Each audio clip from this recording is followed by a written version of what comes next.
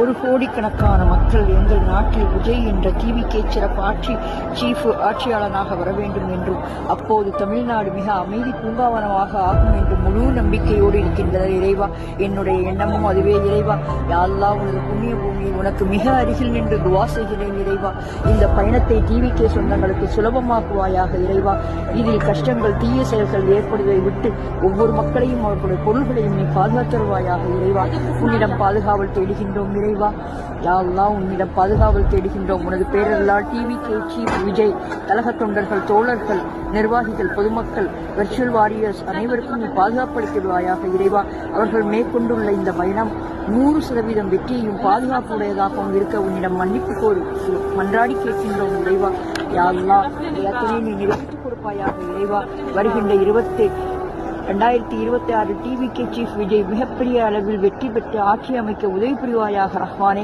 இந்த வெற்றி ஒரு தனிப்பட்ட மனிதனுடைய வெற்றி மட்டுமல்ல, இந்த நாட்டுக்கே கிடைத்த மிகப்பெரிய வெற்றியாகும். யா அல்லாஹ், என்னுடைய விருப்பம் இதுதான். யா அல்லாஹ், இது நியாயமாக இருந்தால் அதை நீ நிறைவேற்றிக் கொடு. இறைவா, நீ நிறைவேற்றி தருவான் ரப்பு என்ற முழு நம்பிக்கையோடு புறப்படுகிறேன். அமீன், அமீன், அரபுல்லா.